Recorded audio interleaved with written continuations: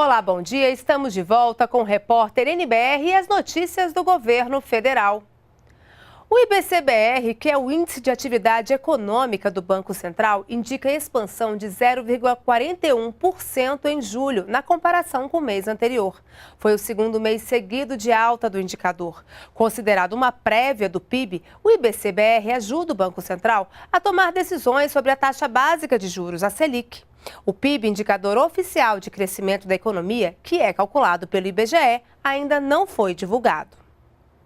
E o presidente Michel Temer faz hoje visita à região norte do país, onde participa de cerimônia para autorizar o início da construção de uma ponte. O repórter João Pedro Neto traz os detalhes para a gente. É com você, João. Oi, Carol, é isso. O presidente Michel Temer está em deslocamento, ele está quase chegando lá em Xambioá, no Tocantins, onde ele vai assinar daqui a pouquinho a ordem de serviço para a construção de uma ponte sobre o Rio Araguaia, na BR-153, ligando os estados do Tocantins e do Pará. Depois o presidente Michel Temer ele vai atravessar para o outro lado do rio, para a cidade, para o município de São Geraldo do Araguaia, daí já no Pará, onde ele efetivamente vai anunciar o início das obras lá no local. Carol, essa ponte ela vai ter uma extensão de 1.700 metros sobre o Rio Araguaia, 1,7 km sobre o Rio Araguaia, ligando então esses dois municípios, Xambioá, no Tocantins, e São Geraldo do Araguaia, no estado do Pará. Essa ponte deve receber investimentos aí de cerca de 130 milhões de reais para ser construída e vai beneficiar, a expectativa é que beneficie aí cerca de 1,5 milhão de pessoas lá nessa região. Essa também é uma importante rota para o escoamento da produção agrícola da região conhecida como Matopiba, que reúne aí os estados do Maranhão, do Piauí, do Tocantins e da Bahia, que inclusive tem aumentado a participação na produção agrícola nacional, e aí para fazer esse escoamento da produção através dos portos do Arco Norte do país. Hoje, a travessia lá no local, nesse ponto aí sobre o Rio Araguaia, ela é feita em balsas que transportam aí os moradores da região, passageiros e também os veículos leves e veículos pesados, veículos de carga. Essas cerimônias que acontecem lá no norte do país, acontecem agora pela manhã.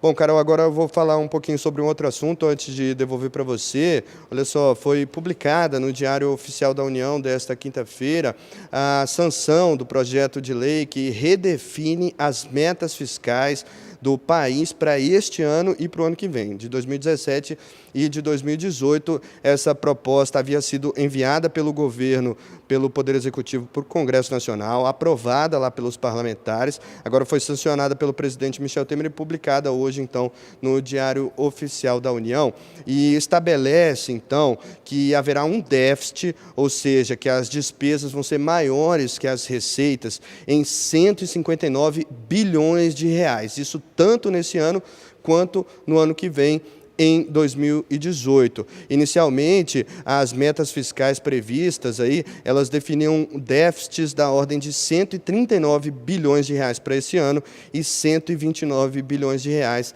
para 2018, mas esses números eles tiveram que ser revistos aí pelo governo em função aí de uma expectativa menor de arrecadação nesse período. Carol, volto com você aí no estúdio. Obrigada pelas informações, João Pedro. E o ministro do Planejamento, Diogo Oliveira, apresentou medidas para reduzir gastos com pessoal e encargos sociais. A expectativa também é aumentar a eficiência do governo. Uma das iniciativas é o programa de desligamento voluntário, que já está valendo. Os servidores públicos representam 12% de todas as despesas do governo federal, a segunda maior, atrás apenas da Previdência.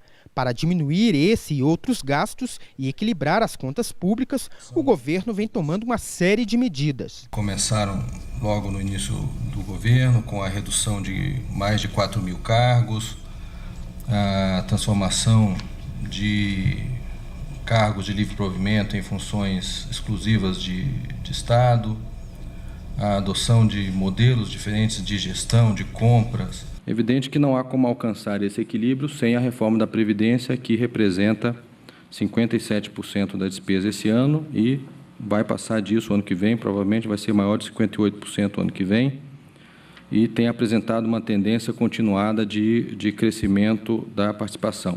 O Ministério do Planejamento detalhou os programas de demissão voluntária, licença incentivada e redução de jornada de trabalho para servidores públicos. Um limite de 5% ao PDV foi estabelecido para algumas carreiras para evitar prejuízos à prestação de serviços. Médicos peritos do INSS não vão poder aderir. Para o PDV, o prazo de adesão vai até 31 de dezembro. Quem aderir vai receber 1,25 salário por ano trabalhado.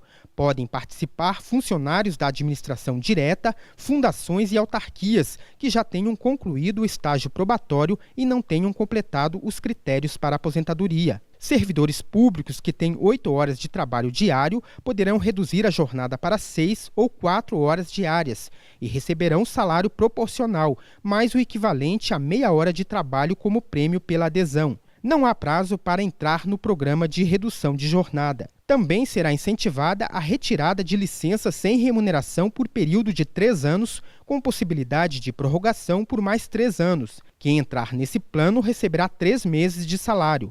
A opção por este plano poderá ser feita até 31 de dezembro de 2018. Como parte do mesmo pacote de redução de despesas, o ministro adiantou que será publicado até o final deste mês o plano de reestruturação de carreiras dos servidores públicos. O plano será aplicado apenas para novos concursados. Em 10 anos, segundo o Ministério, o governo poderá economizar 70 bilhões de reais. O governo também deve realizar concursos públicos para substituir servidores que venham a se aposentar, mantendo assim a prestação de serviços aos cidadãos. E nós ficamos por aqui. Voltamos em 1 hora na próxima edição do Repórter NBR. Continue com a gente na NBR, a TV do Governo Federal.